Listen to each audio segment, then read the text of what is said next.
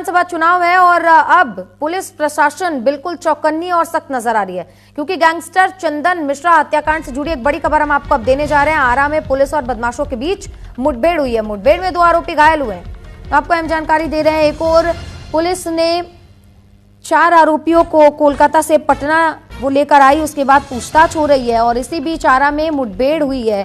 2 आरोपी घायल हुए हैं और इन पर आरोप है कि इसी ने तौसीफ, जो मुख्य शूटर था, उसको हथियार मुहैया करवाई थी, हथियार दिया था। पुलिस को ये जानकारी मिली। पुलिस ने निशानदेही के आधार पर इन दोनों के पास ये पहुंची थी, लेकिन तुरंत ही इन दोनों आरोपियों ने फायरिंग शुरू कर दी। जवाबी कार्रवाई में पुलिस ने भी फायरिंग की और आरोपी घायल हो गए। इनके पैर में गोली लगी है। इलाज के लिए अस्पताल में भर्ती करवाया गया।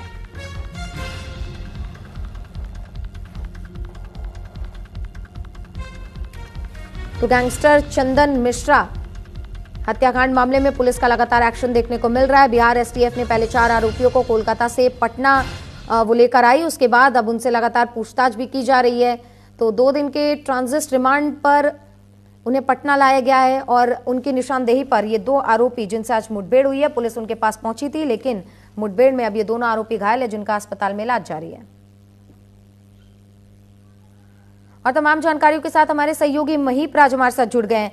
महीप, एक बार फिर से पुलिस का एक्शन देखने को मिलता है। एक और 4 आरोपी पटना लाए जाते हैं, तो दूसरी ओर ये मुठभेड़ होती है आरा में। क्या कुछ अपडेट आपके पास?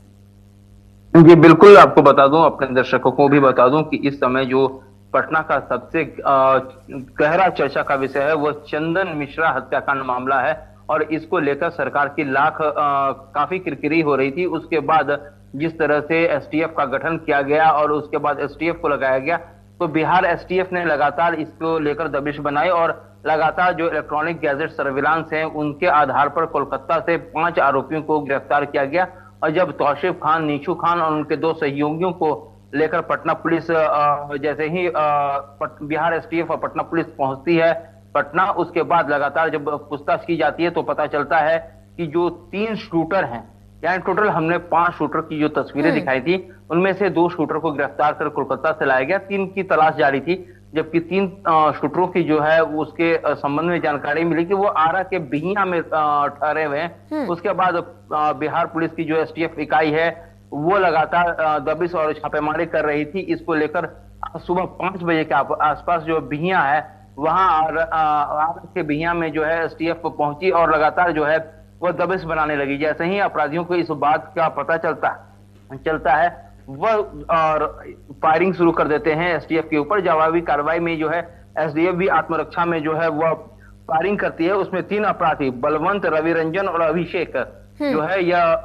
गिरफ्तार किए जाते हैं। बलवंत के पैर में गोली लगी है, जबकि रवि रंजन के हाथ में गोली लगी है और अभिषेक को जो है वह गिरफ्तार कर लिया गया है। और इसी बीच जो आरा सदर अस्पताल है जहां इन दोनों का इलाज चल रहा है, वहां काफी बड़ी संख्या में जो है पुलिस बल की तैनाती कर दी गई है।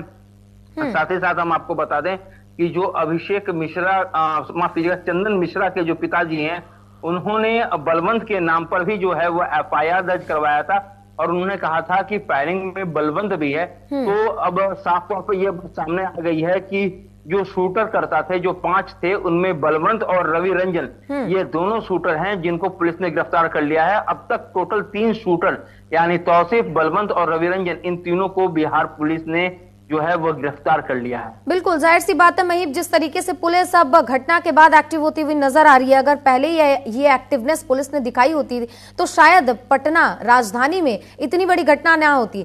पुलिस आगे किस तरीके से इस पूरे केस पर काम कर रही है और कैसे आगे की जांच बढ़ेगी? क्या अब तक पूछताछ के दौरान ये पता चल पाया है कि चंदन मिश्रा की हत्या के पीछे क्या मंशा रही है?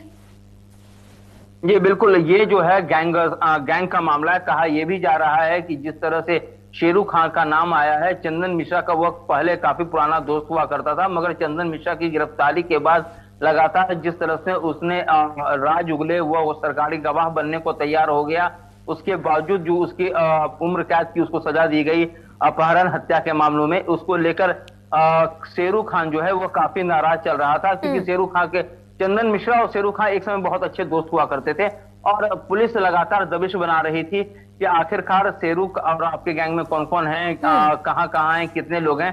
तो शेरू खान के जो भी लोग थे उनके बारे में बिहार पुलिस को लगातार चंदन मिश्रा जानकारी दे रहा था और शेरू खां के जो गैंग के लोग हैं उनकी लगातार गिरफ्तारी हो रही थी। 50 से 60 लोगों को पुलिस ने यहाँ से गिरफ्तार कर लिया था या उनका इनकाउंटर कर दिया था।